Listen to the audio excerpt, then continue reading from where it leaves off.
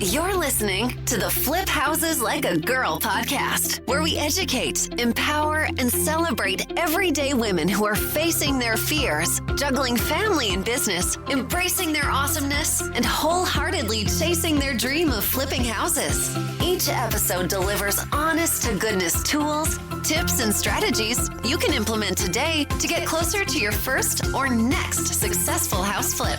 Here's your spiky-haired, breakfast taco-loving host, house flipping coach, Debbie DeBeery.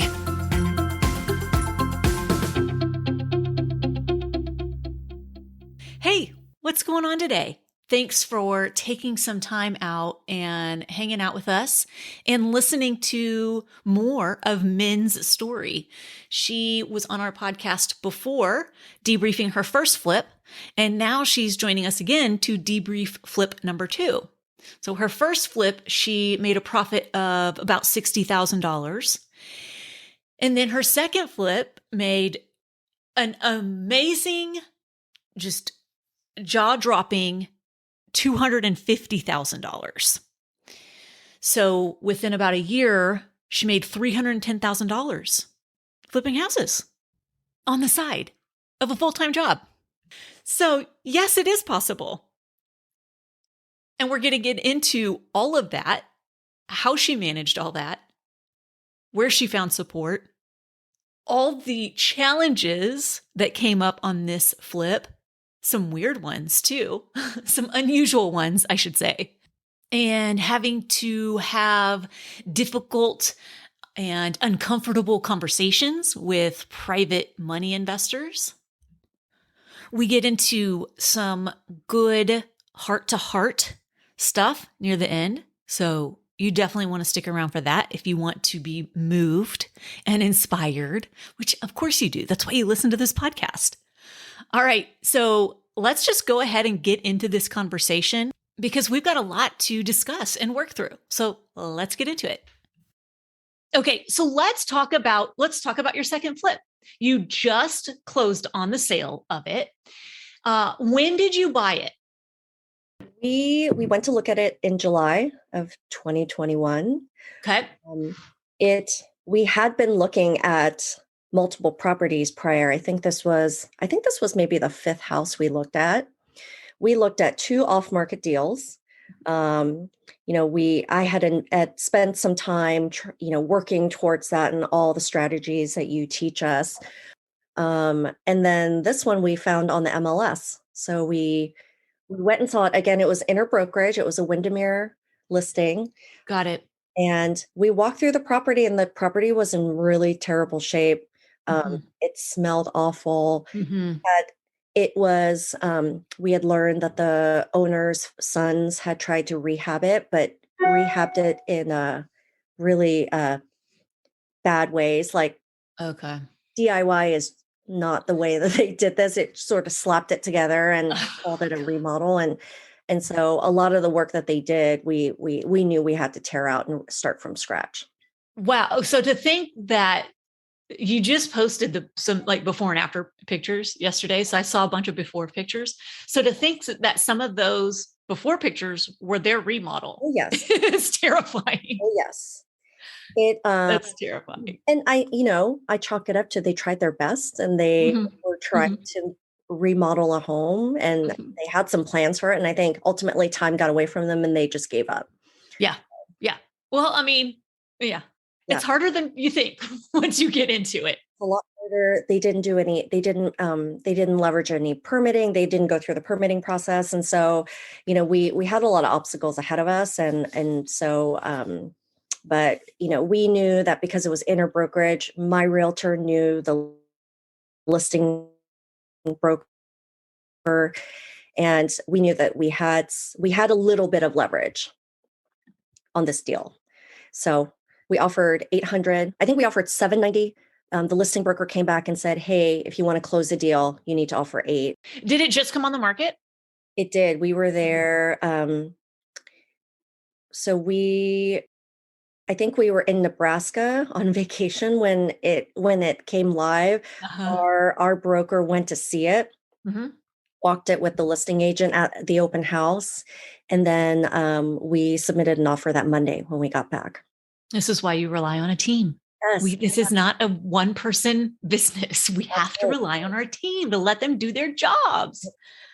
I love that. Okay, so you got this for $800K. Yep. Remind me, because I feel like your first one sold in April. Well, it closed on April. In April. Okay. And what did you buy your first one for? Oh boy, we bought that beauty for $580. Okay, so you're $220,000 above that. Oh yes. Did that feel like anything to you, or were you just numbers? You know, we knew that we had to move our price point up. And we were open to it. And the reason why we were open to it was because that was, we knew that the net profit opportunity was bigger. We also knew that the original house that we worked on earlier in the year, that was a 3175 breakdown. Okay. It was a Rambler. And that was a beautiful project, but we knew that the market wanted a 4-bedroom, 2.5 bath. That was what the market generally wanted to buy. Yeah. Especially in the suburbs. And we were working outside of the city of Seattle, north and east.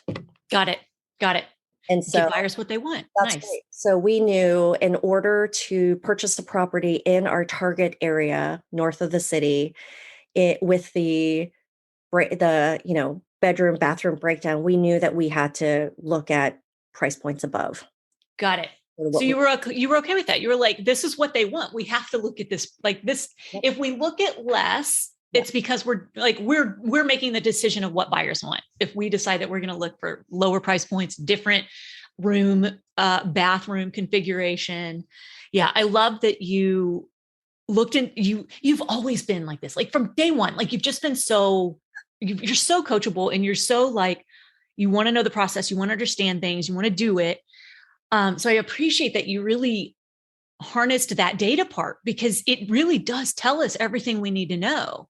Yeah. And it takes a lot of the guesswork and the emotion out of it. Exactly. Which is what I needed to do because I want every house. I want every house to work because I love every house. Yep. But the beauty of this journey is that the emotion comes through the design phase of the process, right? And totally. That's where your heart is shown, and you can put a lot of the sort of personality, little touches here and there. And so there's a balance. There's a balance. You can't be emotional about the numbers part. You cannot be emotional when it comes to inputting and looking at the data that's in the spreadsheet. Right. That's the wrong place. That emotion comes later. Yes. Perfectly said. I love that. Okay. So you buy a house for $800,000. Mm-hmm. When you bought it, what were you thinking the repair amount was going to be? Oh, $160,000. Okay. And what were you thinking the ARV was going to be? 1.05. Okay. And that was July of 2021. All right. So $160,000 rehab budget. And this was a big house. What was the square footage? 2,700 square feet. Okay. That feels huge to me. I'm so used to like 1,600, 1,700. Well, it was double the house from our first flip. Okay. Yeah, that's huge. I mean, that's such a big house. It's a lot of finish out. It's a lot of flooring. Yes, it is. Okay. All right. So you went in thinking 160. Mm-hmm. Let's talk about some of the surprises around the rehab part and what that rehab actually came in at. Let's talk about all those surprises. Well, you always tell us you never know what you're going to find until you get into the house and open the walls up. And it's so true. Yep. And, I thought I padded our renovation budget because I made the mistake on flip 1. I didn't pad. I remember that. I remember that conversation. Yeah. Okay. So I said, okay, I'm going to learn from that lesson on flip 2, not make the same mistake. Well, I don't think that I made the mistake. We just uncovered lots of issues and obstacles that we had to overcome. So one was, After we demoed, there was still odor in the house. Oh gosh. My husband grew up on a farm, and he was like, that odor is not just like old person or old house smell. Right. It's not It's just coming. mothballs. Yeah, it's coming from somewhere. And just to give you perspective, the exterior landscaping hadn't been trimmed back for probably 10 years. Oh my gosh. So you know where this is going. Oh gosh. So, and this house was very wooded. It was on an acre lot. Mm-hmm. There was a creek at the bottom of Mm-hmm. the lot.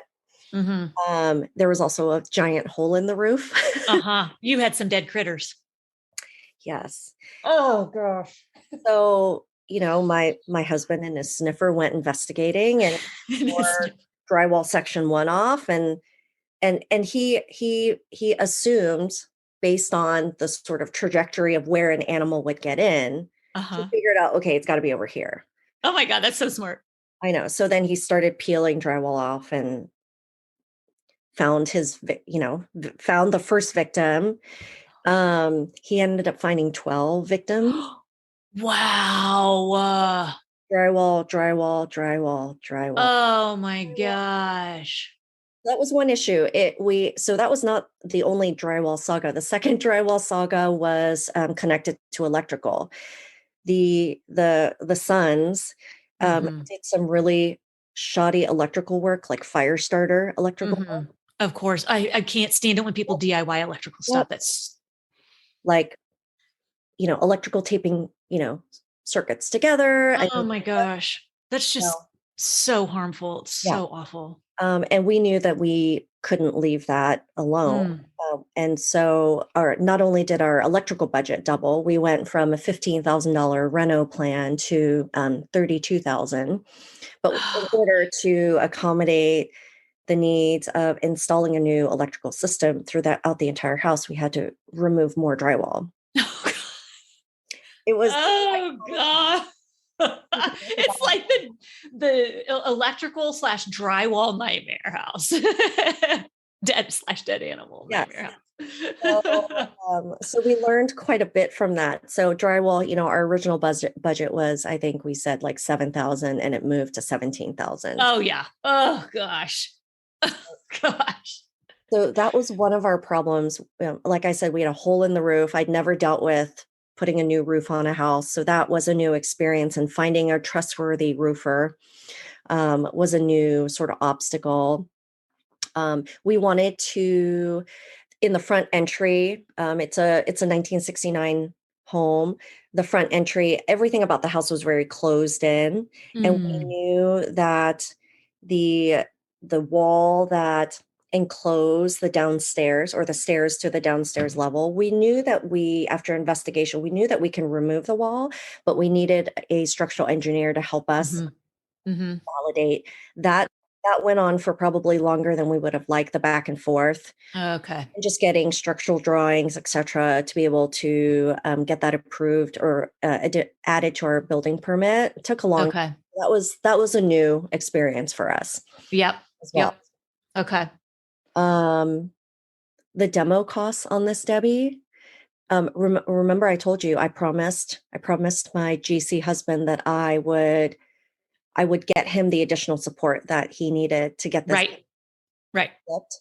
A part of that was the sheer amount of demo on this house was astronomical.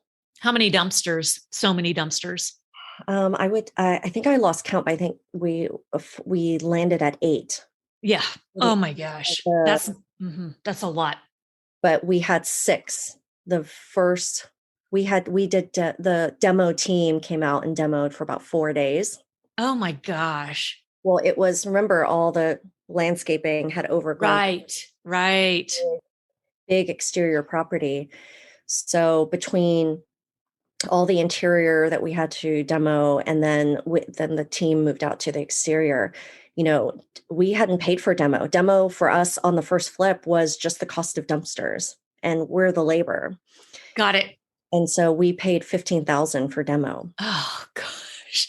Man, it's those big numbers for things that we don't see. It's so hard to stomach those. It's like, obviously, all of this is necessary. Yes. Obviously, we have to spend $32,000 to get the electrical properly done. But it's like, man, it's all in the walls. It's not even like the pretty stuff that we get to see. Right. Nobody sees it. So that's how I feel with all the foundation and drain line replacement I have to do. It's like $50,000 of work nobody sees. Yeah. Oh God, it's so painful. Okay. So drywall, electrical, structural engineer, demo, Rodents. Okay. So now you're at a higher price point. Let me backtrack a little bit. The 160K rehab ended up coming in at what? 230. 230. Okay. Okay. So how did you finance this? How did you finance the purchase and the renovations? Yeah. So it's all about having great partners and surrounding yourself with a strong team. So the original lender on my first flip was fine. The actual broker himself was great to work with. The financial institution that I worked with, not so great. Got it. So, I knew at the end of that transaction that, hey, I needed to identify a new lender. I wanted someone local, not someone that was based in New York, that I needed to call and talk to an analyst. And so, so I started interviewing lenders here, connected with someone that I really enjoyed talking to, got a good vibe from him. And I think inside of 30 days from our conversation, I submitted my application and wanted to fund the deal. Nice. They're interesting. They can fund a transaction in 72 hours. Awesome. See, that's common for the lenders I work with. And that speed is so important. Yep. Yes. It positions your contract to be taken seriously, and it literally rolls you to the top of the list. And absolutely. So, again, off-market deals, it's a little longer of a lead time. It's the long play. If you're looking and shopping off the MLS, you've got to have the best contract and the best offer. And a part of that is being able to close in 5 days. Absolutely. Yeah. So found him. So from the time we had closed on our shoreline flip throughout the early summer, and by the time I found this opportunity, I had talked to 15 different investors or people who were interested in investing. And this is all people just reaching out to you from your posts on social media. We were just, we were just sharing what we were doing. We didn't want it to be super glamorous, super sexy. We didn't want it to be produced. We want it to be very direct, very honest. This is what a flip looks like. Right. Right. Sometimes at the end of the flip, you're on your knees caulking the toilet because nobody else will do it. Not sometimes, all the time. Exactly. Every single one. Every single time. But at the end, I would say, hey, if you're ever interested in being part of our journey, please reach out anytime. And so people would just text and call, and we got to about 15, and then those conversations became more serious with about 5 people. Okay. And the learning from Flip 1 was that I was not going to, I wasn't going to borrow the reno through the lender. I wanted it all through private money.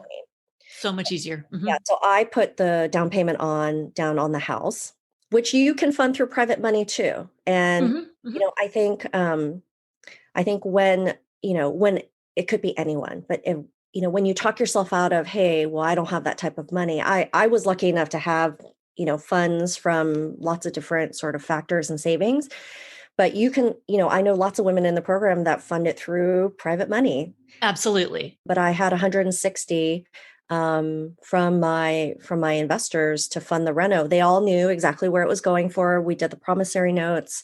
And these are people that that trusted me and I trusted them. So it was a very, very easy agreement transaction. And they're all silent, correct? Nobody.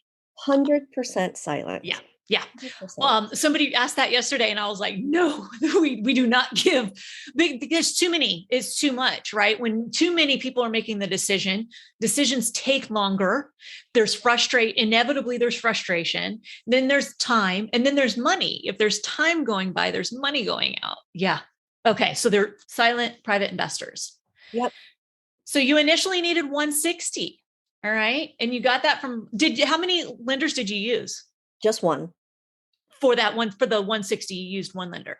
Oh, no. I'm sorry, for the private money. I'm sorry. So so a few were couples. So I would say that came from 4 sources. The investor that lent us 10,000 on flip one, she was an old colleague. Both of them, I used to work with them. They were the ones that reached out 60 seconds into my original post a year ago. I love it. And they upped their ante to 50,000. They lent me $50,000. That's crazy to me. That's amazing. Yes. Right? Yep. But the Ooh. story gets better, Debbie. Yes. So let's talk about, because that 160 that turned into 230, like, where the heck is that extra 70 grand going to come from? Yeah, I would say that that was when we hit that milestone in the journey. I had a few sleepless nights because I wasn't sure how we were going to get past this and solve that problem. We knew we had to put drywall up, we had to finish electrical. I knew all of those costs were coming, and I just had to figure out how we were going to pay for it. And so I did have someone else actually reach out, and they're like, "Hey, I want to invest. I've got 50,000." And I was like, "Yay." Mm-hmm. Gets me closer. And we had a good conversation. He was ready to go. And long story short, he wanted an agreement that his attorney drew up. And he asked if that was okay. And I said, it gave me pause. Mm. And so I put the question out to the tribe, and I said, that's right. has anyone dealt with this? Like, it's unfamiliar territory. I'm not an attorney. Mm-hmm. And one of the Flip sisters reached out and said, "Do you need money?" And I said, "Yes." And I said, "Well, that wasn't what I was asking for. I was Right. asking for not legal advice, but I was asking for sort of how to sort of dance around the situation." Yeah. And she goes, "Well, I have $50,000." Oh my gosh. And I was just like, what the heck? okay. I said, so I sent her my spec sheet. We had a quick phone conversation, and we had, been very friendly and supportive through different parts of our own journey within the tribe. And so, she felt like she knew me. I knew her. Yep. She lives in Texas. I don't live in Texas. So then before you know it, we did the proper paperwork and she wired the money. And I was like, I think all inside of like 4 days. So check. Right. So, I was able to chug along for a couple more days. And as, I'm making payments to subs and to different contractors, we needed another 20,000. So I went back to the investor who invested 10, upped it to 50.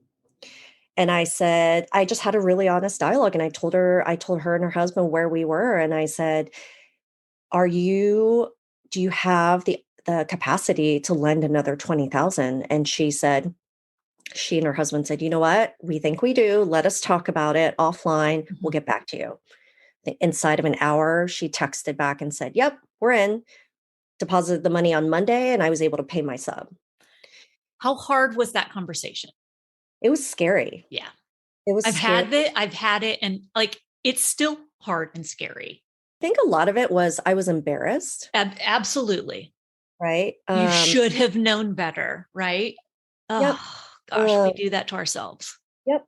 And I actually opened with that. And, we have a really good relationship. There's a lot of trust built there. So important. And again, you pick who you want to partner with, and you can absolutely say no to people, even if it's private money. Yes. Because you're in this 5-month, 6-month, 12-month relationship with them. And it's already a stressful journey, the work and the problems that you have to solve along the way. Mhm. The last thing you want is you don't want an investor who's going to chime in and sort of disrupt some of that process. Absolutely. And so she, she funded it. And I did tell them, from the start, I said, "Hey, this is not a conversation I wanted to have. I'm actually really embarrassed that I have to share this, but these are the obstacles. Mhm. This is why I need the additional funds." you know, and this was later in the process too. This was probably in month, almost at the end of month 3 of Okay. And the entire project was 4-month construction, 5 months total holding cost. okay. Okay. So you're over halfway into this. Okay. We're in the home Yeah. stretch. Right. It's when all the pretty stuff gets installed. Right. Like the best part. We get to put it back together. Yeah. And they were fine with it. I think and again, a lot of it is that trust and, relationship and time that we've already built, for years together. And they're like, "Okay, yeah, no problem." So it was a relief after I had the conversation, like, "Hey, I can do this, God forbid it happens again, but Mhm. when it does, Mhm. Right. I'm okay to have that conversation." You had that conversation. First of all, you were open and transparent. That we have to be open and transparent because we're people, right? We're humaning, we're having human experiences. We need to just be vulnerable and be like, "Man, I feel super embarrassed. And I hate to even have to ask this, but I'm trying to save this project. And here are the facts." Right? So it's like, yeah, lead with taking responsibility and then present the facts, present the data. Here's what I know. And here's what we need to fix things. This is what it's going to cost. Are you open to lending that? No. Okay, move on to the next one. Or yes, great, fantastic. Let's do this. And using the data makes you sound confident, right? So if you're coming to a lender and you're like, "Oh, I messed up on the numbers. I'm feeling dumb. And I need, I don't know, probably like 20 more $1,000 should work." Um, I mean, how do you feel about that? Like, that's going to be a different conversation than "I need 20 more $1,000. Yes. Here's where it's going," right?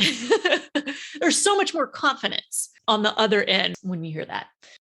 We had a contingency plan also. Nice. The lender, we told him from the very beginning, we're going to use private money to fund renovations. And he said, "That's fine. We don't lend without a renovation budget attached, like a second lien." And so he said, he said, "Hey, if you're okay with it, we'll set aside 25,000. If you don't use it, no problem. But here's 25,000. If you use it, no problem. If you don't use it, no problem." Got it. But so, the easy way or the easy solution there would have been just to leverage the 25,000, just Mhm. call it a day. Mhm. But I went back to the investor and I said, "Hey," because one of my goals, a part of this journey, is also to make money for people that I know and love, that are a part of my investment community, Yeah. put trust and faith in us. Yes. And I'd rather make them money than make a bank money. Right. Sorry. So I said, "Well, the worst they can say is no. And if they Right. say no, that's okay. I have this opportunity with the lender to fall back on." Got it. And so I was thrilled when she said yes, because then I was making another $2,000 for her. Exactly. So that's like, I love that even more because you had that hard conversation. You didn't have to. You could have done the easy thing. You could have used the lender. I don't know if that would have been easier, right? Because then you've got draws and all of that whole other thing. But it would have been easier. It's right there. It's already done. But no, you had the hard conversation, which in the end made that investor even more money, which in the end puts more faith in you and trust in you that you really are looking out for them. Yes. Yeah. It Beautiful. worked out. Amazing. Okay. All right. So we went through all the problems. Oh, wait, there's another one. There's one more problem. Oh boy. There were lots of Something about the land. Yeah. I want to talk about that because that was super unique.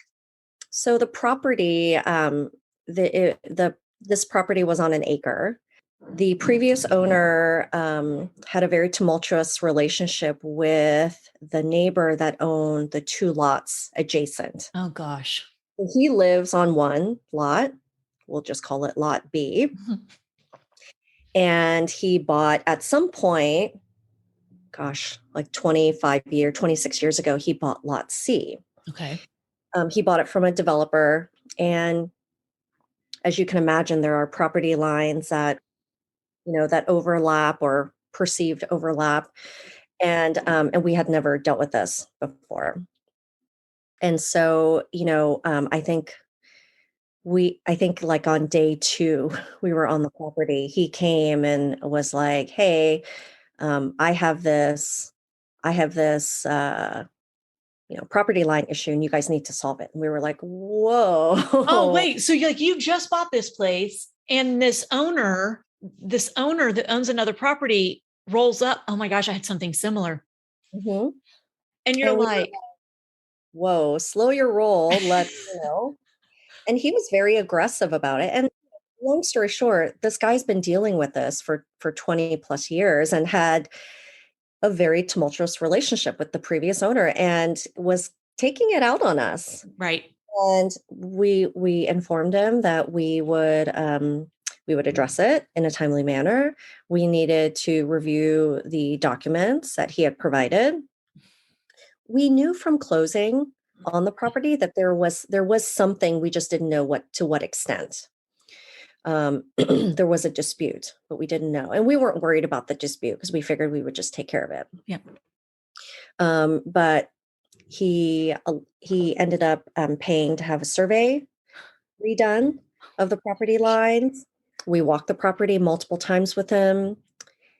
His request or his perception of the property line changed from the original walk to the final walk. Oh, of course. Uh-huh. Yep. um, uh, and my husband's an upstanding, honest, Right. integrity, you know, person, and he called him out on it and said, "Hey, this is not what we agreed upon." And it became contentious, in that walk. And at that point, I just said, "Hey, listen, I think cooler heads need to prevail, and let's just reconvene." Mm-hmm. Because nothing good was going to happen from Right. Yeah. escalation. It was, yeah. Everyone was escalated and it was too Yeah. much. Yeah. So we walked away, and that conversation happened. I want to say in November. So we listed the property early December, so we were this close. And the last thing we needed was we didn't need this to drag on beyond closing. Oh gosh. So ultimately, he agreed to an easement because the overlap was about 600 square feet. Oh So my we gosh. we said yes to the 600 square Sure. feet. We just, Stu and I had a conversation like, is it worth it? The answer is it's never worth it when you're talking about 600 square feet. Exactly. Even though the principle. Well, exactly. Yeah. But we said yes. The neighbor agreed to an easement because the easement would give us access, or the new owner access, to a different part of the property, of our property. So we said yes to it. We leveraged our attorney. He had an attorney already, and our attorney drew up the easement, sent it back. He was submitting all of the BLA paperwork, and it all got fixed. It all got done. Pick your battles, right? That becomes like the older I get, the more true that becomes. Pick your battles. Yep. Oh my gosh. Okay. So really, like I say, every project presents a new learning opportunity and sometimes new learning opportunities. Yes. Okay. You bought it for 800, closed in July. Your original rehab was 160. It ended up coming in at 230. Mm-hmm. You list it in December. Your initial ARV when you bought it was 1.05. You list it in December. And what did you list it for? So we continued to watch the market leading up to this list date. So it was 5 months. That's right. Mhm. It was 4 months from the time we took possession to the actual list date. Got it. That's right. We closed 30 days after. Yeah. And we slowly saw 7 to 11% month over month growth in this zip code. Month over month, not year over year. Unbelievable. Month over month. And just to give you an idea of the landscape, the rest of the immediate area, there were parts that did start to slow down. This was one of our target areas. We picked an area that was beyond booming. And so it was just the perfect storm Yeah. for this. So we, 1,000,005 was our original ARV. Then we could see it, we started to see it creep to 115, 125. We listed the house in December at 1.3 million. Mm. And we knew as we were watching the market continue to increase that we were pretty confident we can get 1.3. Never in our wildest dreams did we ever think that we actually would get the price that we accepted a contract on. Did you get multiple offers? So we accepted an early offer. Okay. Which because they were trying to prevent you from getting other offers. So it was a really good offer, I'm guessing. Okay, so what was the offer? They offered us 1.44 million, which, again, we were confident we would get 1.3. So, it's interesting how sometimes we limit ourselves. I find myself limiting myself too. All the time. Where, I'm like, okay, we can get 1.35. Mm-hmm. Like that's a huge stretch. Mm-hmm. We were resigned to 1.3 was fantastic. 1.35, that's all gravy. Mm-hmm. But the agent called us Saturday, said, "Hey, would you entertain an early offer?" And we said, "Sure, but just come with your first and best." And there were no contingencies. We had done our due diligence. We had done a home inspection when we took possession of the property, and then it paid for another home inspection. Nice. I do that too. Nice. Yep, just to show them that this house is squeaky clean. Yeah. So no contingencies. They had their lender called us and assured us that they would be able to meet the closing date and that they were already in underwriting, that all of their paperwork was in hand. And so it felt like and plus it was an incredible offer. Right. And so we just kind of looked at each other, and my husband wanted to say no, and I wanted to say yes. And, we had a long discussion about kind of what the other prospects were. And we said, let's just get it done tonight. So we said yes at 7:30 that night on Saturday. The final question. Yes. So what was your profit? So our original net profit Mm-hmm. based on the deal analyzer at 1.05, Mm-hmm. our worst case scenario. So I sort of play with, hey, if reno goes up, et cetera. Same. Yeah, same. So it was going to be 65,000. Okay. So if you got the 105 where you were what the initial ARV, when you first looked at it, first walked the property, you still would have made a great profit, right? Like you still would have made a profit. Yep. So you ended up making. So all said and done, we ended up walking away with $250,000. I don't even know how to say that without having an expression on my face, because it still doesn't feel real when I say it. Right. Well, I can imagine that it feels ridiculous to say. Like, yes. It's that I'm in a fog and a dream right now. I'm in that state. And I think that's why I wanted to talk to you so quickly after. Yes. Yeah. Yeah. I didn't want to lose that magic. I love that. Yes. I love that. I love that. It is. It's when I went to go sign the closing documents, the number is different because obviously I still have to repay all of our investors their amount with their budget. I have to move money out that I originally invested into the down payment. And so the numbers even inflated even higher. And I remember looking and the notary's like, okay, do you want to start signing? And I was like, no, I have to do some quick math. I love it. Well, I'm doing the math because I'm like, this number's not right. And so I'm doing the math and then I'm like, okay, so obviously all of your formulas are correct. Okay, title company, you did the math. Right. But then I start deducting obviously all the reno costs, the interest that I'm paying back, Right. my investment. And so, but still that massive number was just, I mean, it was jaw dropping. And I called my husband immediately on the drive home and I was like, I just don't even know how to say this number to you. What was his reaction when you said it? It was a really nice surprise for him. And Yeah, I think it made him feel really good about the work that he put into it as well. that's awesome. It's $50,000 a month.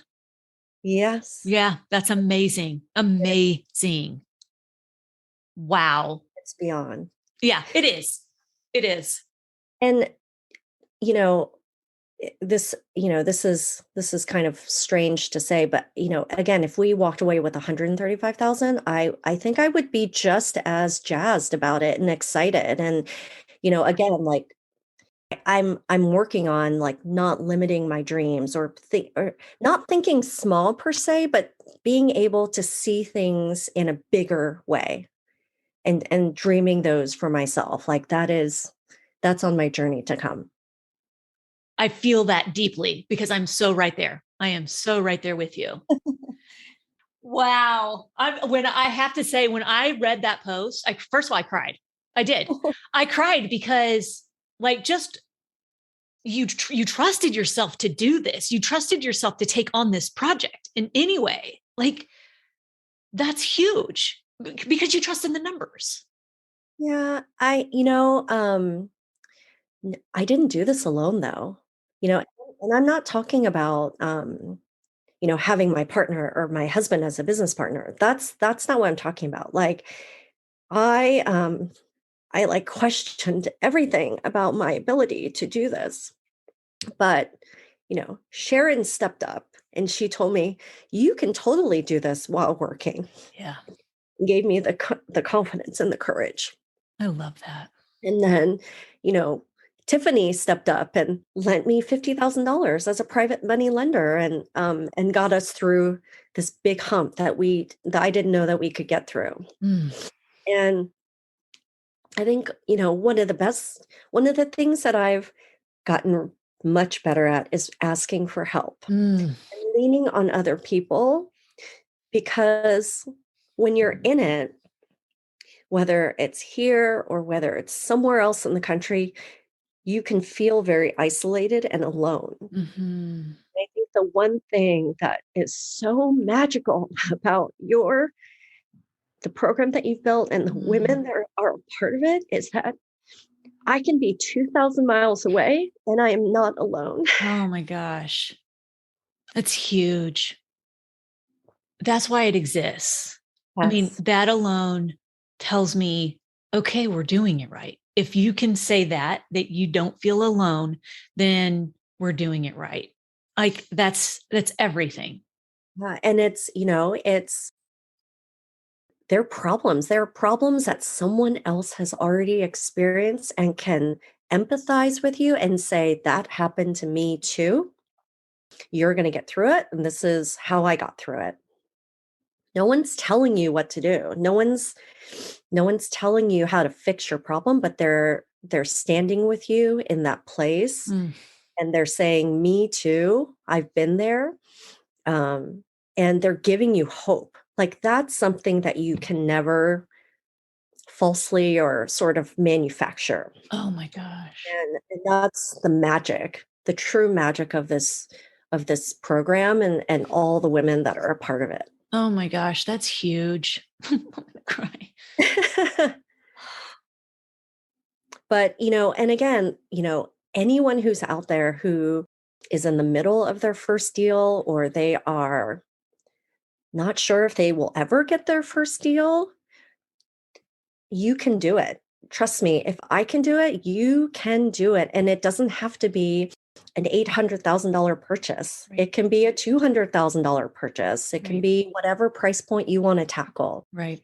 But just know that the support system and the help that the entire group of women that are part of this program will provide, someone will be, and it'll be someone different every time, but Mhm. someone will come and hold your hand and help you through it at every single stage.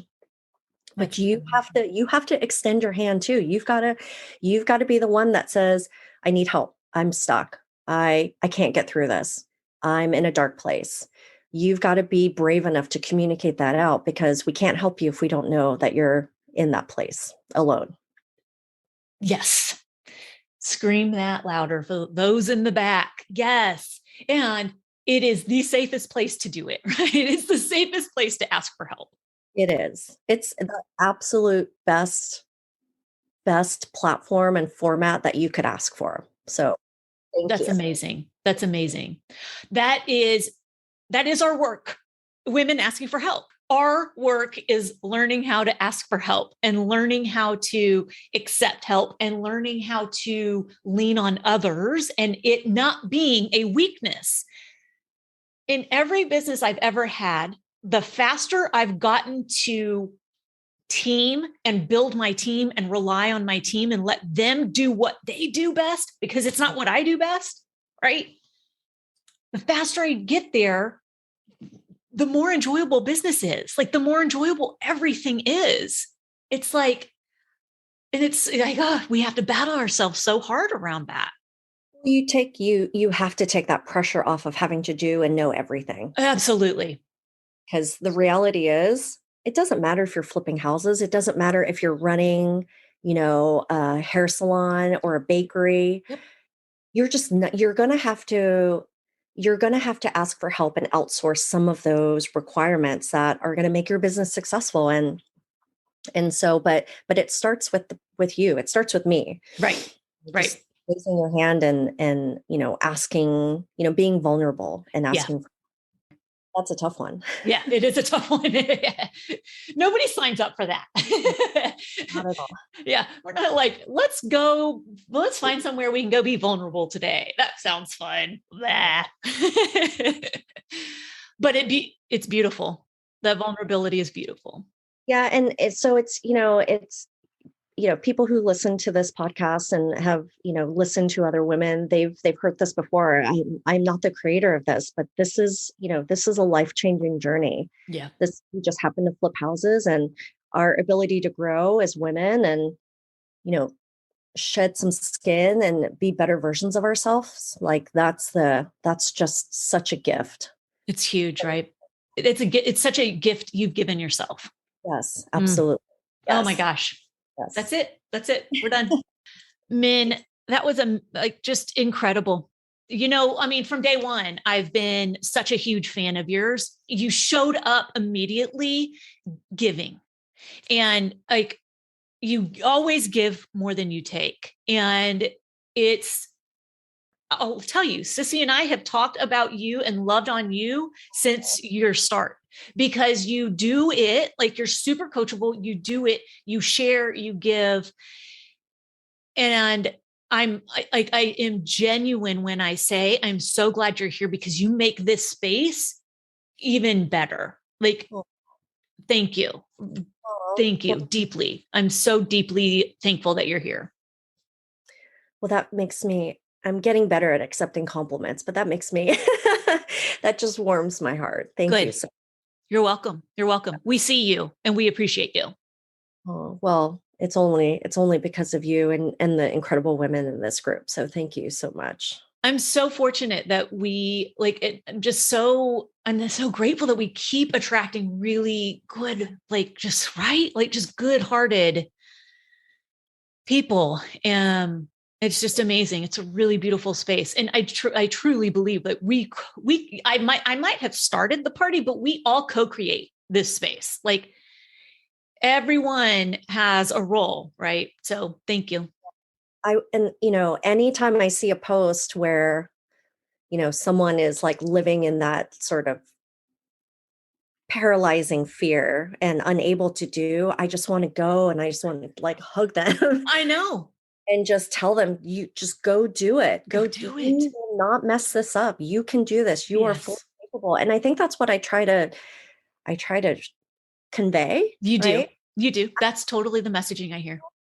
I'm not anyone extraordinarily special. I'm just a normal, you know, I'm a normal woman. But you did it and you do it. I know. It's just getting people to cross that line to do. It's that It's so yeah, it's hard. it And is really hard. It's the hardest part of this. It really is. I had lunch a couple weeks ago with a group of women that I used to work with, and she said she wants to live in this one town, and she said, "Well, Dan and I, we want to live here, but we're never going to find a Mm, place." And I said, "Why?" And she goes, "Oh, it's because it's really expensive." mm. And she goes, "We're never going to find a place." And I go, "Why do you keep telling yourself you're never going to live there?" Oh my gosh. And she just stopped, and she's 26. Oh my gosh. No. No, and she looked at me kind of jarred, and I said, "Honey, if you're going to continue to tell yourself that story, you're right. You're never going to live there." Wow. And so I said, "Tell yourself another story." Oh my God. I love that. You totally changed her in that moment, in that you could have just let it go. But why do we do that to ourselves? Why? But I don't know. I don't know why. so it's my mission to pay back in small little ways. No, but do you know that's huge? Like you put that seed in her at 26, Yeah. that the words that come out of her mouth matter, Yes. and they play out into reality. Oh my, They that's do. huge. Oh my Always. gosh. I try to have that conversation with my son every day. He rolls his eyes and I'm like, well, I don't care. One of these days you're going to. Listening. He's listening. He just He doesn't. is. No, he totally gets it. He knows his mom's woo woo. It's fine. Um, but like, that's so great. That's so great that you planted that seed in her mind. Like, that's amazing, because the easiest thing would have just been to take that and been like, okay, move on. Cause that's easier. Or say, "You're right." Yep. Yeah, I know. It's so expensive, right? Like, it's so expensive. It's just like, you can't afford, the whole messaging around real estate is just so toxic. We have to break down a lot of that with new members, because they're not in this space and they aren't around women doing it. And so they hear what they hear: terrible market, terrible, stupid to do it right now. It's going to crash, all these things. And it's like, That's why you put it in the deal analyzer. exactly. Let the calculator do its work. That's right. All right, Min. I love you. Thank you for taking this time. I'm sorry I went over. I'm so happy to have this conversation with you. Thank you for sharing again. And thank you for being you. Thank you for being here. Oh, always thank you. It's not nowhere near conveys the gratitude I have for you. Same. Same. Absolutely same. Awesome. Thanks, Min. Okay. Bye. There you have it. Another awesome conversation with Min. Oh, so grateful. So grateful for you, Min. Thank you for taking the time out. Again, I appreciate it. All right. So here's the drill. If you are sick of sitting on the sideline and you want to chase this dream of yours, of loving old houses back to life, and you want to be surrounded by a community of women who are supporting you and encouraging you and empowering you to do bigger things than you ever dreamed possible, why don't we see if we're a fit to work together? You can go to herfirstflip.com and schedule a call, and let's see. All right. So our specialty is just that: helping women confidently start flipping houses. And we always welcome fellow like-minded and like-hearted women into our community. All right. Until next time, go out there, flip houses like a girl, leave people and places better than you find them, and chase your curiosities. All right. Bye, y'all.